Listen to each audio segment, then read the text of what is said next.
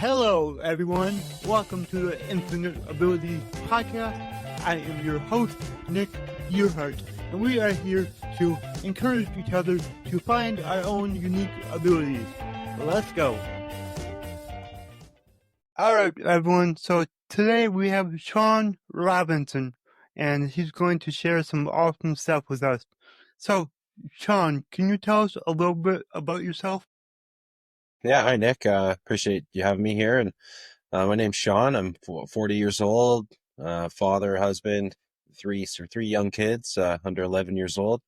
And basically, a few years ago, actually a little over 4 years ago, kind of found myself in a downward spiral of sorts as far as my habits and lifestyle was concerned, and just really didn't think that I was the kind of person that could correct the things that I was going through. And while I made an effort to work through some of those things and get into some better habits, it's been quite a process, and a process that I'm happy to share with anybody that can learn with me.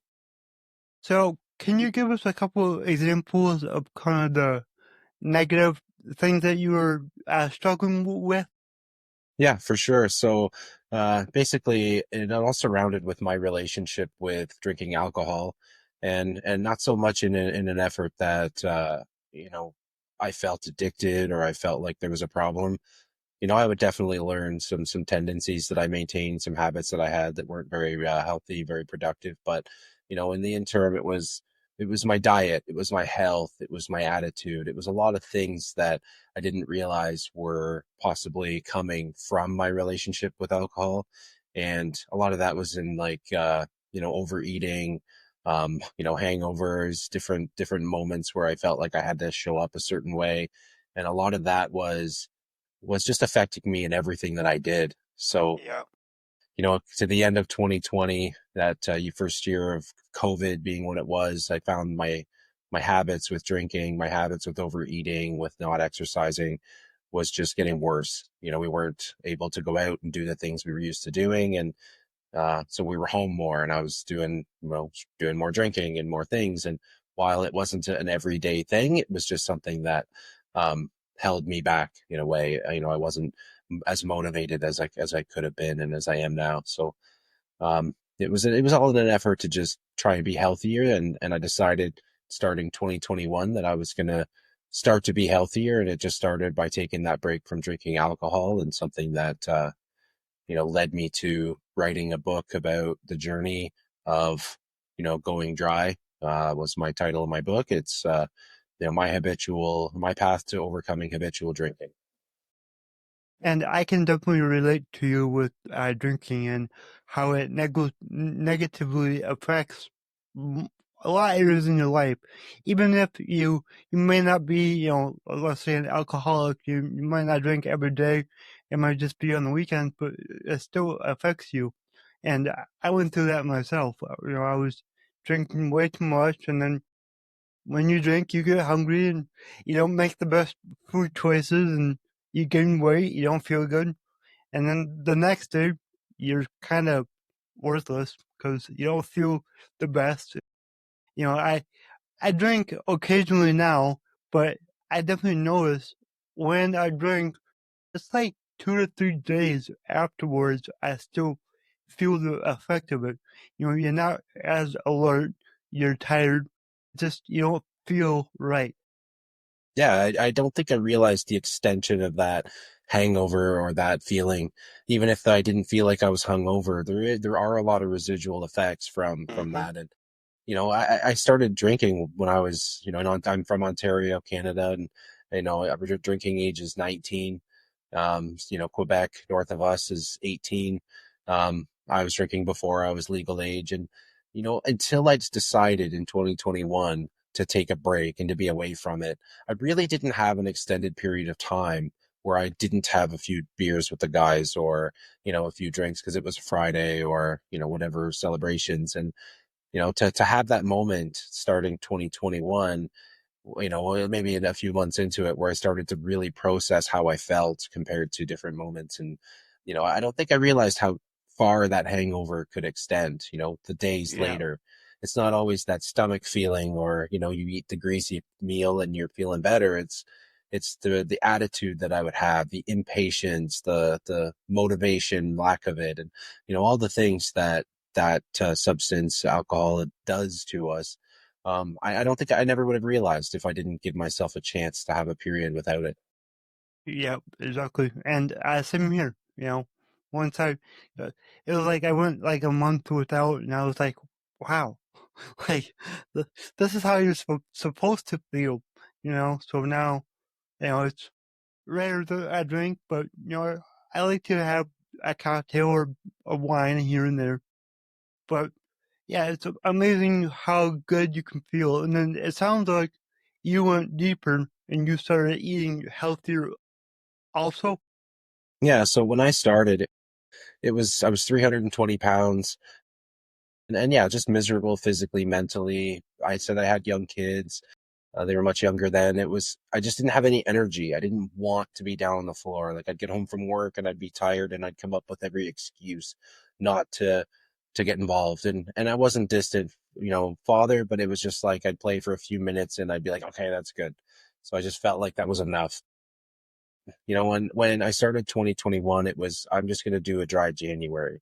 I'm going to have this resolution, whatever it was, to just take a break from drinking. And it was all in an effort to start eating better. And, all of the benefits of not having alcohol, but it was like, I wasn't staying up as late. So I wasn't, having pizza at 2 a.m. And then, all the chips and everything that came with, a night out. And then, the kids were young, so I was getting up in the mornings anyways. So, I was able to go outside with them more and start, either pushing them in the stroller or having them on their bikes and, really being more present in that aspect, but then also going for those walks and then those runs and, challenging myself to start working harder on my physical fitness and pay more attention to the other things that I'm eating and the diet.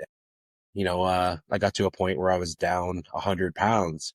And while I've put Wow, probably 15 of that that's back awesome. on, um, it's really just a winter weight, a Christmas weight that I'm calling it. And, Yep. by the spring, I'll be back in line with where I was. So, it's not to say that I've come back. It's just, I think a natural thing, like for me to lose 100 pounds from 320 that I was at, there's bound to be a little bit of that come back. And, Yeah. And it's, I think that's okay. Like I know I started my health journey 2 years ago, well, exactly 2 years ago. And this last holiday season, well, I kind of gave it up for a month and I'm feeling it now. So Mhm. now I'm currently doing the carnivore diet for 30 days. So I've done a lot of research into it, and I guess it's a great way to lose the excess fat really quick. Mhm. So we're doing that, and we're working out, and yeah, I I'm only on my 7 days in, so 1 week in, and I already feel so much better. No sugars, nothing, just meat and salt and Excellent. eggs. Yeah, great. So yeah, Yeah, it's yeah, it's important I found it's important to, what, like have that celebration, have that birthday cake, do that thing. But then, that doesn't mean we lose all of our progress, right? That doesn't mean that we're I'm not going to go back to that 320-pound person because I know how I felt and I know how important it was. But does that mean that I have to stick to some, version of a diet or to never eat again? That's not what we need to do. And that's not where we find success. I've recognized we get through the holidays, we got to do whatever to get back on track. And then, that's important because, if we don't let ourselves have those moments, then no diet. It doesn't matter what it is, it won't work. Yep. And I don't even like to say diet. Like I said diet with the carnivore diet because that's what it's called, Mhm. and it's not something that I plan on doing forever. So when I look at my healthy eating style, that's what I call it. Mhm. It's my healthy eating lifestyle that I do now. And like you said, it's okay to have, the not so good food here and there, but just not all the time. Yeah, like I said, it's a lifestyle. As soon as Hmm. we know that, I want to be a healthy person or I identify as a healthy person, that lifestyle we're gonna make healthier decisions. yes, I agree. The diet thing, it does seem so temporary, and I don't believe there's any of them that are, designed to be forever. The permanent diet, whatever version of it is to the individual, it's very hard to sustain. It's not as as easy as, say, just you're changing that lifestyle, making your decisions just a part of what you would do normally. Yeah, yeah, exactly. And then, like, what are you up to these days because of that? Um, a lot of this journey that I've been on was in an effort to challenge, and I never really realized it until I got into it, but it was a challenge who I thought I had to be before. I always told myself this is just who I am. I'm overweight, I'm a drinker, I'm just miserable, whatever it is. This is just who I am, and there wasn't anything I could do about it. But by allowing myself to show up to functions and not drink, or to like, I started running in some long distance, did some long distance running, and that was never something that I would have signed up for. There was a lot of that environment that just wasn't for me. And, it's very easy for me to tell myself that, oh, that's just not for me. Well, why is it not for me? Well, it's not because I've never done it before. Okay, but I've never done it before. That doesn't mean it's not something I could try. And a lot of the process to getting around the fact that just because I haven't done something before doesn't mean I might not be good at it or I might not enjoy it, right? Like running, or like reading, or whatever. So since I started to not drink, and since I started to really see how that benefited me, I'm still not drinking, but I started to write about it. I started to journal about it. And, um, in the beginning, when I was confused and unsure, and 320 pounds and miserable, that journal was really just a place for me to beat myself up. Right. It was just a place to get the thoughts down. I didn't feel like people wanted to hear anymore, or that maybe Yeah, my wife was kind of, not tired of hearing, because she's been great, but just she didn't know how to help, right? Like, people, we uh-huh. don't know how to Yeah, help. So that journal became a place where I went from, that outlet to still using it as an outlet, but using it more as a tool, and then the tool that it is designed to kind of be for us. So, I maintained that journal. I wrote down things that worked, things that maybe didn't work or I didn't like, and just a place for me to come back to later. Being able to do that, I've been able to grow a lot with, like I said, not drinking, and eating healthier, an exercise routine, training for marathons. I did 2 half marathons last year, and I think I've done that's awesome. 3 or 4 now, a couple more planned for 2025. And, to go from someone that didn't think they could go and run because all of the spotlight effect, and, feeling like everybody's watching me and everybody's judging me because of how I do it, or, how I show up compared to someone else.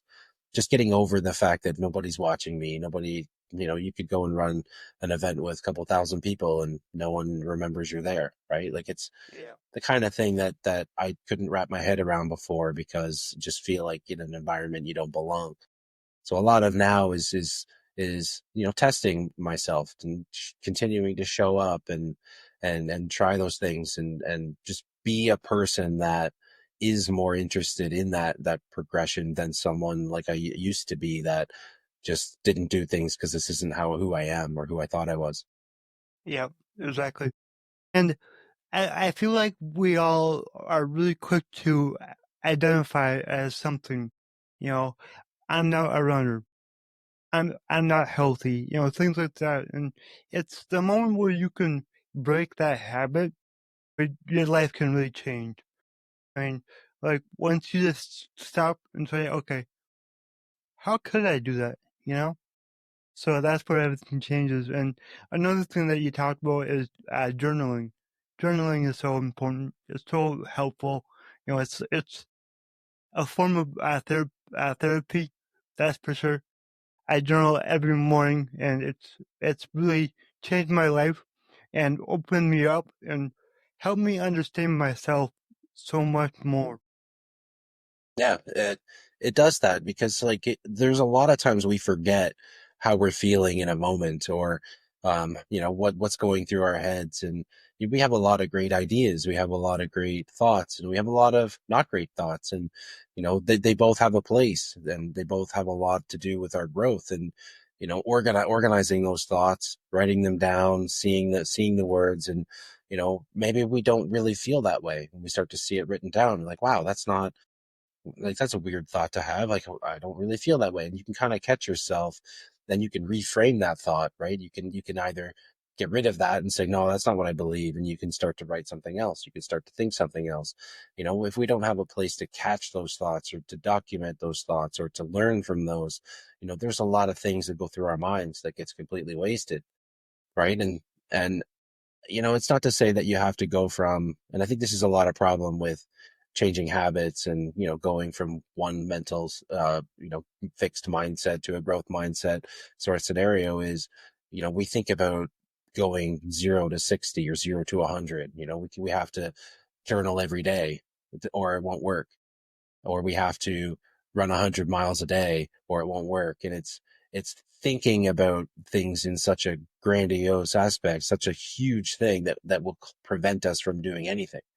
Right. Exactly. So if we start by journaling once a week, we start by, walking, or we start by doing something extremely small, then we naturally will want to grow that. We'll start to go from, say, journaling once a week to twice to 3 times a week, or we'll start to go by, going for a walk down the driveway. And then all of a sudden we're, a couple months later, we're training for a half marathon. That was kind of the way it worked for me. And it's just a matter of keeping things small enough that we're going to do it, and then building on it once we're comfortable with it. Or, like for me right now, while I've maintained a lot of growth since the end of 2020, I still keep small goals. I still have, a moment where maybe I'm only doing 5 squats a day because life's busy. I've got the kids are in rep sports, and I've got, everybody's busy doing things and demands at work. And, if I don't keep a small goal, there's a really good chance I'm not going to do it. Right. There's a Mhm. good chance that even with the growth I have, because we're all human, I'm human, I may not be able to do 100 sit-ups or walk for 4 kilometers or five, a couple miles. It's, if those 5 squats are all I have to do today to call today a win, I can fit Mhm. that in at any point, even if it's right before bed, right? And if five And squats becomes 100 because that's what I can do today, I win with five, but yeah, I'm gaining because of that extra I could do. and I like how you're saying that because you're calling it a win. One thing that I'm big on is celebrate your wins, no matter how small. Celebrate them. At the end of every day, look back, be like, I accomplished that. That's a win. Let's go. Just Yeah. have that little celebration for yourself because that's gonna give you momentum and motivation to keep going. Yeah, we absolutely. And you know what? That celebration for me it was hard to figure it out at first, because it's one thing to say, celebrate that win. Okay, but what does that look like? Is that like celebrate, have a chocolate cake? Is that celebrate by, if it's, you're not drinking, what does that celebration look like? And, I think like everything else, I overthought even that part of it, and that celebration doesn't have to be anything more than you want it to be, right? What works for you that will keep you going? If that celebration is simply just a check mark on the calendar because you were able to do one more day of whatever it is, or maybe that celebration is just throwing that sweaty shirt in the wash, right? Because you got that workout in. Like, it doesn't have to be a purchase or a consumption of an item to really get the celebration and the win, right? Like, you have to kind of define what that means to you for whatever it is you're working on. Exactly. I agree. And what what would you like to promote to the audience? Your book? Yeah, I think other than just focusing on their own wellness and giving themselves a chance, I've put a lot of content out, my TikTok, my website. And I wrote that book. It's called Going Dry: My Path to Overcoming Habitual Drinking.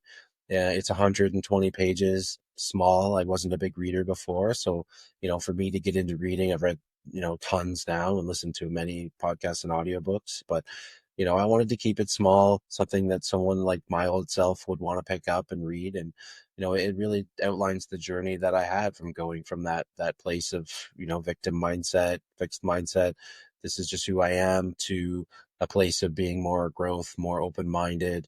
And it's from my journaling. It's from the notes that I took through a year of taking that break from, and I'm not drinking now, but the book is based on that year of my life where I went from a dry January thought to what if I could do this for an entire year.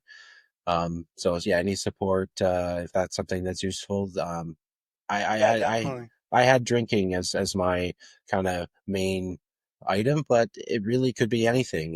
It's the process is the same for someone that is has an issue with sugar or has an issue with whatever. It's either a plus and minus of a thing that is holding you back from maybe that identity, that mindset that would be more productive for you. Yep. And then, what was your book called again? It's called Going Dry: My Path to Overcoming Habitual Drinking. All right. And then, where can you find it? It's on Amazon. It's available at most bookstores, Barnes and Noble, Chapters Indigo in Canada. It's probably not on in stock, but it's definitely available online. But Awesome. And, through, sorry, yep. through my website. My website's tied to Amazon. But there's a contact me section there. If someone's interested, I've got lots of copies I can send. So seanrobinson.ca. It says lots of good content there, including access to the book. Awesome. And I like that you talked about how you kept it short, 120 pages, because I wrote a little book. It's called E- Empowering Motivational Strategies, and it's 46 pages. I just wanted something that people could take with them. It's little, and just open up any page to find motivation for whatever they're going through. Yeah, So no, yeah, I like that you did that. that's great. That's good work. And yeah, it is. It's easy, right? Like you want something like that. I wanted something to that was easy because it told the story that I was going through that I wanted to tell. You set that up that it's giving people what they need, but it's not 700 pages, 800 pages, 1,000 pages. Like, I read Atomic Habits. It's one of my favorite books. Oh, good. I would have never picked that up 5 years ago because it's quite big. It's quite a large book, and it didn't matter how much I wanted to read it. I wouldn't have done it 5 years ago. I've read it twice now. But, so for me, everything I do is for that person I used to be. And if I wasn't going to pick up a 700-page book, I didn't need to include a ton of extra content just for the sake of adding content. I wanted to keep it straightforward. I wanted to keep it to the point. I wanted to show the series of emotions I went through, the struggles I went through. I was in a wedding and my friend asked me to be in his wedding and he kept telling me, you better drink at my wedding. And there was a lot of circles that would just expected me to continue to show up a certain way. And there's a lot of emotion Yep. in there. And I didn't need to do that over 700 pages. I wanted to keep it in a place where I would have been interested in reading it because that was the content I could have used when I got started on the journey and felt like because I come from a lifetime of working construction and being a volunteer firefighter and, all these dominant masculine spaces that I didn't feel like I could work on these things. I didn't feel like I could show up differently than I was used to. And, it was important to be able to do that and to show that, but also do it in a way that I would have read it before. Yep. Yep. Awesome. So awesome. And, thank you for doing that because that's huge. It's because you're helping people, and that's what this is all about. And speaking of that, my slogan is your abilities are infinite. What does that mean to you? Your abilities are infinite. It means to me that there isn't an end to what you can do and what you can achieve. I think no matter where our background is, no matter what we can do physically, mentally, it's infinite because there's always going to be something that we can do. There's always going to be a benefit that we can give. There's always going to be, um, there's always going to be something, no matter what our situation, that will help us and will help the people around us. Exactly. I agree. And then what are some last words of wisdom that you would like to share? My biggest lessons would be, as far as habits go, we have to start small. We have to find something that, like I said, my small win of those 5 squats or whatever that is, it has to be something that we can achieve.